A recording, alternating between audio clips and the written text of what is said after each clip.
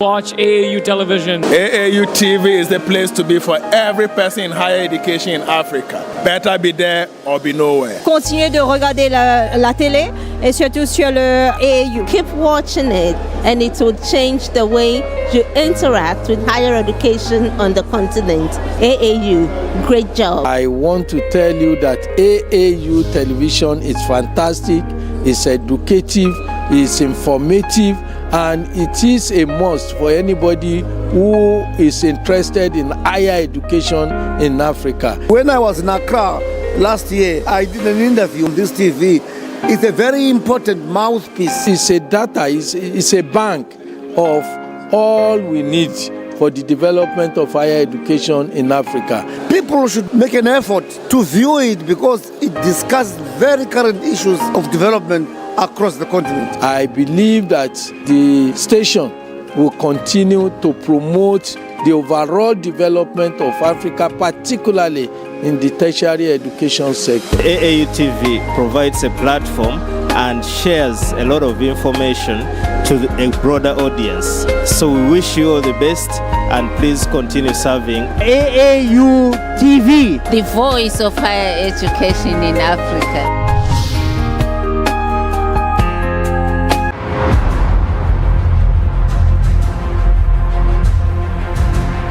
News must be current and on time. News must be factual and accurate. My name is Mamiekwa Utuakwa Nyame. News must be trustworthy and reliable. My name is Jemima Daladem Doche. We bring you the midweek news on AAU TV every Wednesday at 12 o'clock GMT. Make a date with us for a complete news package for the week. AAU TV, the voice of higher education in Africa.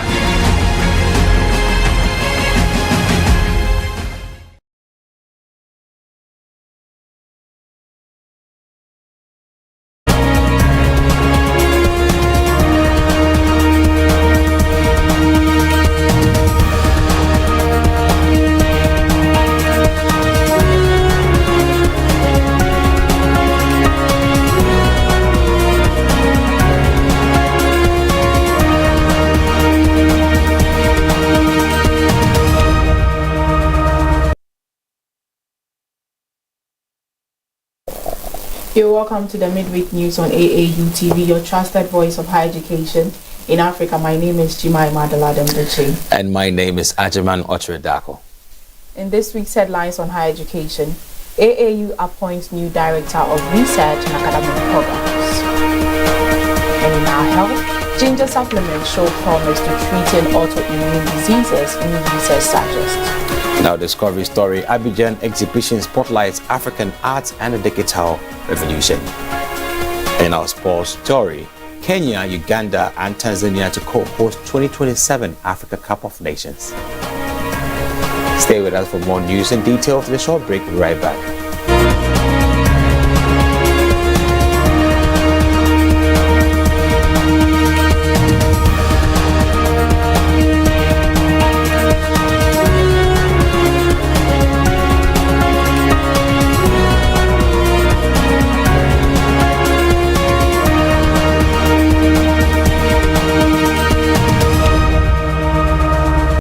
Welcome back from the break, and Professor Frederick Atoama is appointed as the upcoming Director of Research and Academic Programs for the Association of African Universities, AAU, commencing in November 2023. With over 20 years as a Professor of Environmental and Sustainability Science at the University of Cape Coast, UCC, Prof. Ama succeeds immediate predecessor, Professor Damtu Tefera. His selection by the AAU highlights his substantial experience and dedication to advancing higher education in Africa. Professor Frederick Atoama is soon to assume the crucial role of Director of Research and Academic Programs for the Association of African Universities in November 2023. Boasting a distinguished career as a Professor of Environmental and Sustainability Science at the University of Cape Coast, UCC, spanning over 20 years, Professor Ama succeeds eminent predecessors Professor Damtu Tefera and Professor Paul Emba.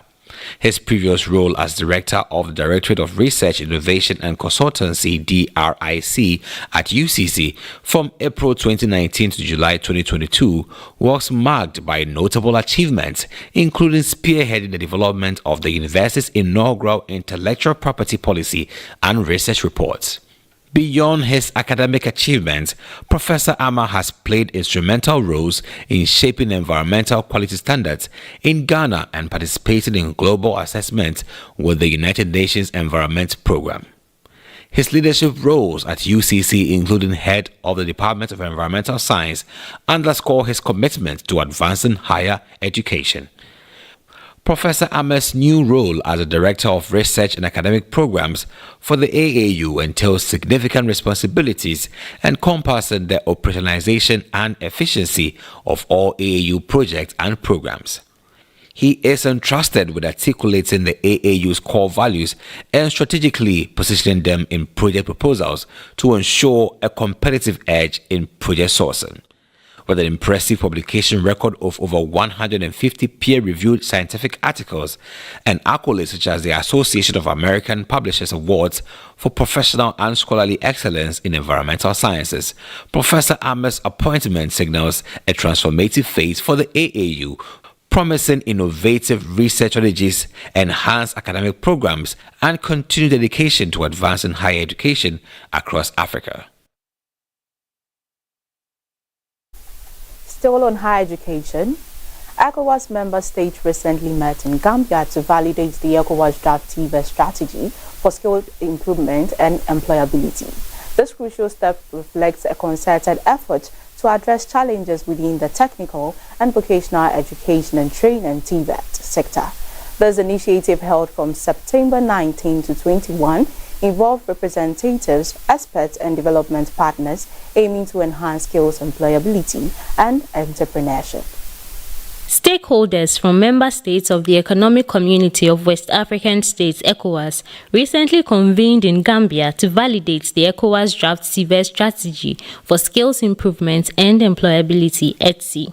This 3-day meeting, held from September 19th to 21st, brought together representatives, development partners and TVET experts to endorse a plan aimed at addressing current and future challenges in the technical and vocational education and training sector. The validated ETSI includes measures to enhance the quality of TVET, align it with labor market needs, and promote entrepreneurship across the region.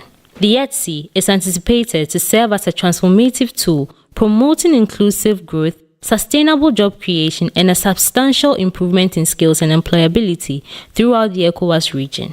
Professor Abdullahi Maga, the ECOWAS Director of Education, emphasized the urgency of finding solutions to address the social crisis, conflict, and unemployment contributing to instability in the region. TVET was highlighted as a strategic response, providing learners with practical skills essential for current and future labor market demands, contributing to national development, social cohesion, and poverty reduction.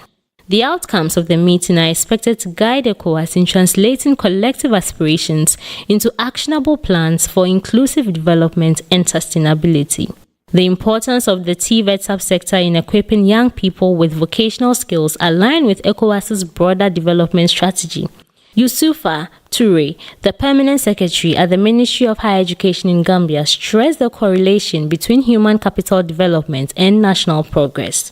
The ETSI is positioned to act as a catalyst for socio-economic development in the region, addressing challenges and propelling countries from low-income to middle-income economies. The World Bank has expressed interest in supporting ECOWAS in TVET expansion and secular reforms, recognizing the pivotal role of workforce planning for socio-economic development in low-income countries.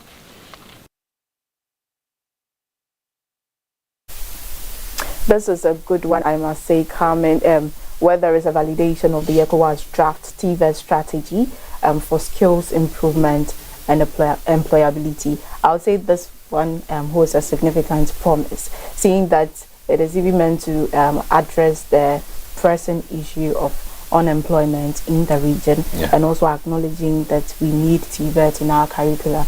I want to say that, well, it's not like I want to say that, but there is that analogy that mostly we go to school and whatever we learn or whatever we are taught in the classroom are mostly something we write and something very theoretical. We really do not have the skills. We really do not gain that practical skills in our various universities. And I think the should I say the shift or incorporating TVET into our curriculum is going to help in fixing some of these unemployment rate and also enhancing entrepreneurship, if I should say. But let's also talk about the social economic significance of TVET education. Absolutely. I mean, the African continent stands to gain a lot if we keenly consider the integration of TVET education within our curriculum and also within any action plan that we generate within our continent. If you look at the African Union Agenda 2023, aspiration number 6 talks about a people-driven development where the people in the continent must be the ones who are holding the skills to develop. We're not waiting for any expatriates or people from other countries to come develop Africa for us. We need Africans to develop Africa. And if you want Africans to develop Africa, you need skillful Africans. Africans who are trained with a skill. A continent that can cultivate skillful people. We harness these skills in ourselves through our education from the basic level to the tertiary level. So when we come out, every single African contributes positively to the economy's growth. And that is what we need in these times to ensure that we grow to be what we want to be, basically. I really should say that if TVET is added to our curricular activities, is going to go a long way to help us, because there are a lot of social issues that need to be addressed, that needs to be worked on. And seeing that TVET is a practical aspect of our education, it is going to help solve some of these challenges. Sure. It took the World Bank to inform through their reports that we are losing the good in our youth.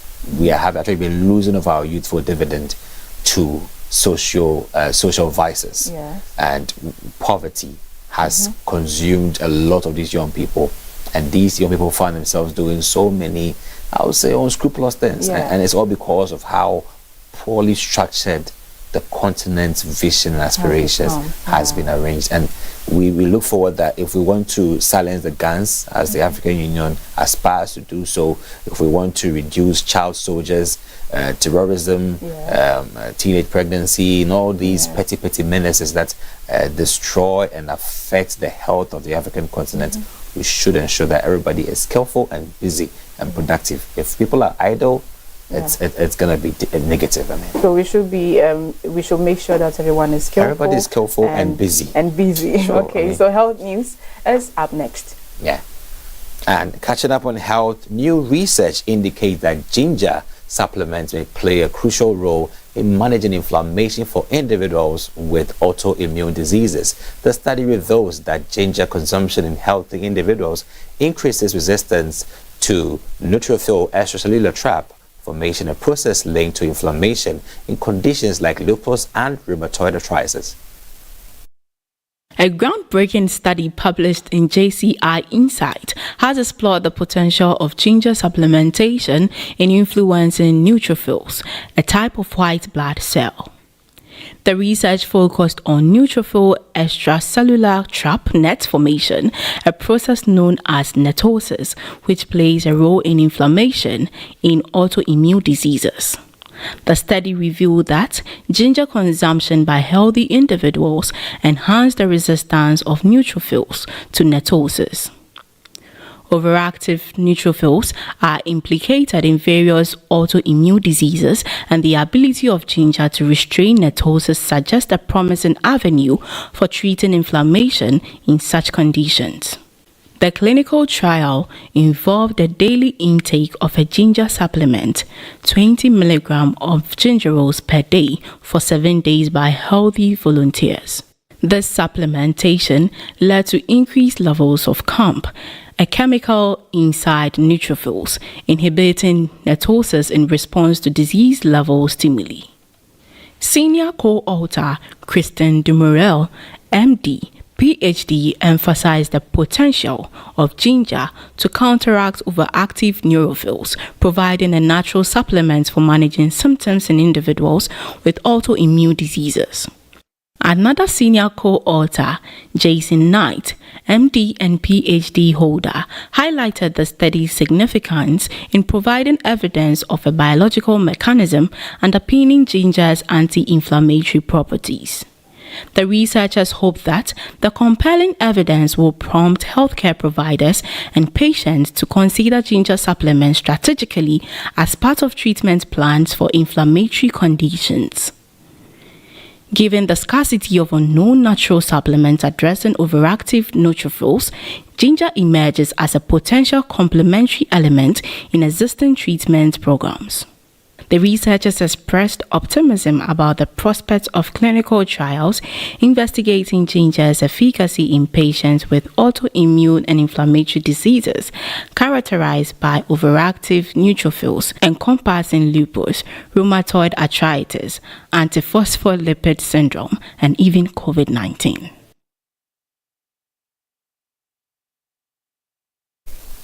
We're bringing you Discovery News after the short break. Stay with us. We're right back. Hello, Africa. You're welcome to AgroLink on AAU TV.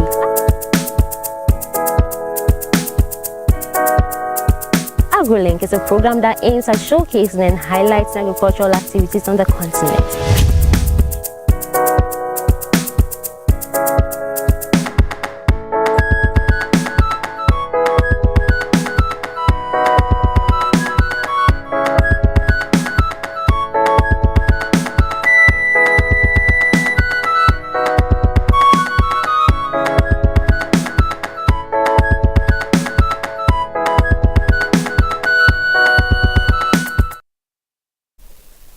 Welcome back, and in our Discovery story, embarking on a visionary exploration of Africa's future, the Culture Shock exhibition in Abidjan, Ivory Coast, stands at the crossroads of tradition and innovation, celebrating the artistic prowess of 3 Ivorian visionaries.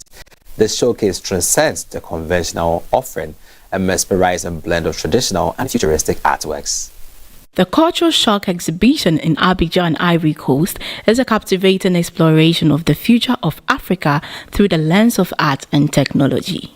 Hosted by the Adama Tungara Dabobo Contemporary Museum, the exhibit features the work of 3 talented Ivorian artists, offering a unique blend of tradition and futuristic artwork. The overarching theme of the exhibition is to illuminate the darkness of troubled times and reflect on the changing world where the future remains a mystery. One artist, Chula, uses the exhibit as a canvas to showcase the cultural diversity of the Ivory Coast. Displaying dozens of marks across the large wall, Chula combines traditional and modern elements to highlight the rich cultural heritage of people from across the country. Chris D, another artist featured in the exhibition, takes a vibrant approach by presenting colorful presentations of African marks in his paintings. His goal is to educate the youth about the cultural wealth embedded in their heritage. The third artist, David Mbengi, adopts a futuristic perspective, contributing to animated mini-films that delve into the future of African cities. As a 3D artist, Mbengi explores themes surrounding the architecture and urban planning of the future, promoting viewers to rethink the trajectory of Africa in the 21st century. The Cultural Shock exhibition is a dynamic and thought-provoking experience that invites the public to engage with the intersection of tradition, modernity, and the potential futures of the African continent. The exhibition is open to the public until October 15th, 2023.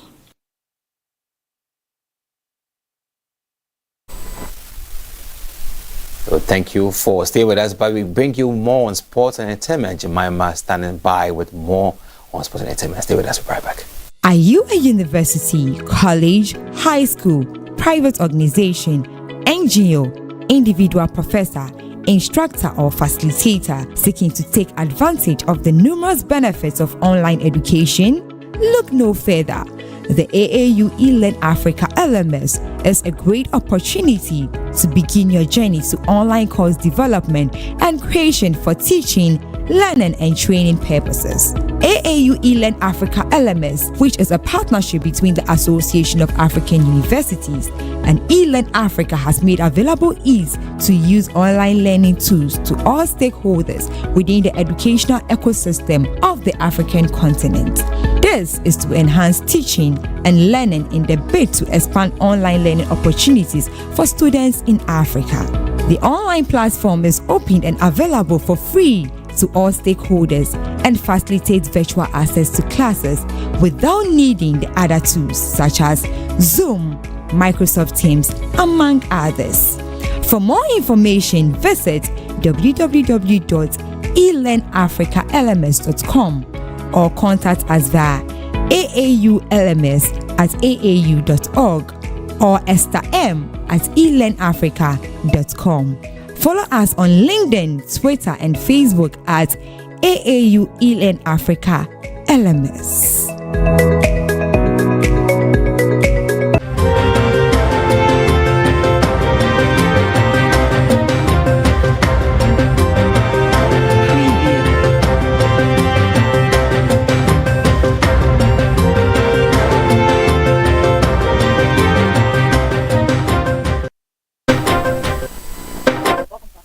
Segment. And in sports, in a groundbreaking move, the Confederation of African Football (CAF) revealed that the 2027 African Cup of Nations will witness a unique collaboration as Kenya, Uganda and Tanzania join forces to host the prestigious tournament. This announcement marks a significant moment in the history of the competition, showcasing regional unity and cooperation. According to the Algerian Football Federation, the withdrawal can be explained by the new approach from the FAF related to its strategy for developing football in Algeria. The Kenya, Uganda, Tanzania bid got the nod from the CAF Executive Committee, taking the biennial tournament back to East Africa for the first time since Ethiopia staged the 1976 finals. Following the naming of the successful host in Cairo, CAF President Patrice Motsepe expressed his profound excitement. He added that Morocco's competing countries for the 2025 tournament, Algeria, Zambia, Nigeria, Benin, announced their withdrawal even if these countries still made their presentation. He explained that the main reason is to support Morocco in its candidacy for the 2030 World Cup, jointly with Spain and Portugal. Morocco boasts many World Cup stadiums and has successfully hosted numerous African and World Football tournaments. Meanwhile, Kenya and Tanzania have only one international standard venue each, and Uganda has none, which forced their national team to play the 2023 Cup of Nations qualifiers at neutral venues. He mentioned that one of the key objectives is that the decision that was taken promotes the development of infrastructure and stadiums and be a source of enthusiasm among young people. In our entertainment bit, Spotify unveiled 3 dynamic playlists that showcase the rich musical tapestry of Nigeria as they commemorate their Independence Day. From the traditional beats to Fuji to the golden eras of Afrobeat, this curated playlist serves as a vibrant home for the diverse music that has resonated with millions of Nigerians. The playlist highlights Nigeria's musical diversity, ranging from Fuji to the golden eras of Afrobeat. These playlists, they say, provide a home for music that millions of Nigerians of all ages and persuasions have loved and listened to for decades. Aside from the global growth of Afrobeat, Nigeria is also home to a diverse musical culture with genres and unique origins and artists who have created iconic music across eras. To highlight this, Spotify says they have given a voice to some of Nigerian music's unsung genres, its most essential decades, and the creators and hit songs that lay the foundations for Afrobeat's success.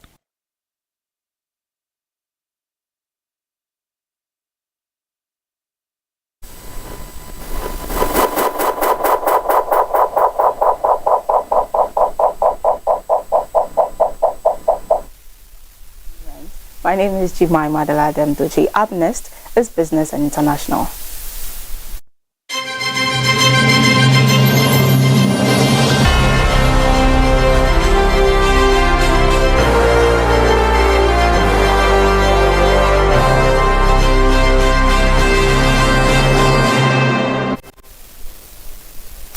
come to the business segment. And in response to the South Africa's most severe bird flu outbreak, Namibia has taken precautionary measures by suspending the import of chickens and eggs from its neighboring country. The Namibian government announced the decision on Wednesday, September 28, emphasizing the need to prevent the spread of the bird flu. Sources say the import and transit of live chickens, poultry meat, eggs and chicks from South Africa will be suspended until further notice. One of the continent's leading poultry producers, South Africa, reported the first cases of bird flu in poultry farms in April.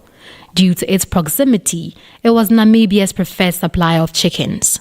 Namibia's Ministry of Agriculture spokesperson, Jonah Musheku, told AFP that the country also imports poultry from Europe and South America, making them the largest single contributor to the agricultural sector. Last week, poultry farmers in South Africa warned of the threat of a chicken shortage in the coming months due to this epizootic. Quantum Foods, one of the market's heavyweights, reported losses of some $5.3 million or 2 million chickens on its farm due to the virus. The country's largest producer, Austral, had also announced that the market was already suffering from a shortage of eggs. According to a 2020 report of the South Africa Poultry Association, the poultry industry remains the largest single contributor to the agricultural sector in the country. In 2020, some 18% of the total agricultural gross value and 41% of animal product gross value stemmed from poultry around the world. Bird flu is infecting more and more mammals, from foxes to sea lions, raising fears that the virus is adapting to infect humans more easily, according to the World Health Organization. Contagion is generally seasonal, but in recent years, cases have appeared throughout the year, and experts now consider the epizootic to be the largest ever observed production.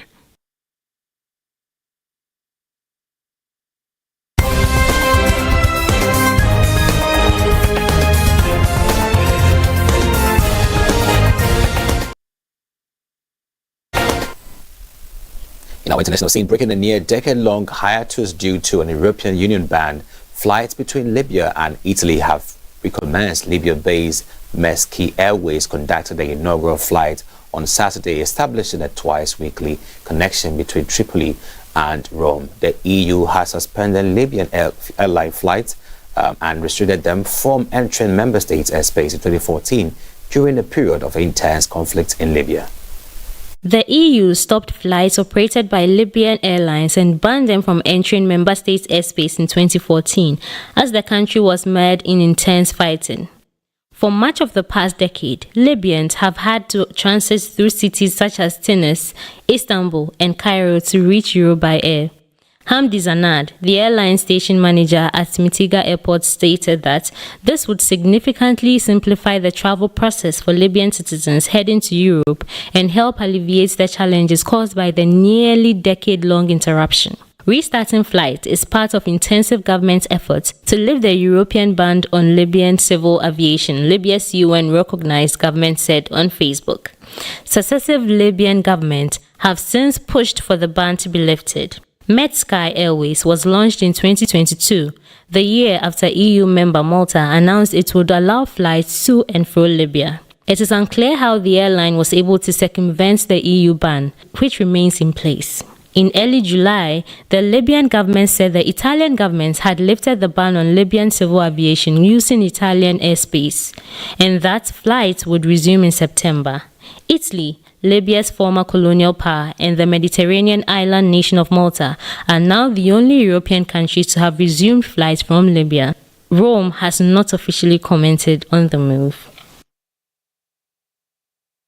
Thank you for staying with us on the Midweek News, and we'll give you a quick look at our headlines.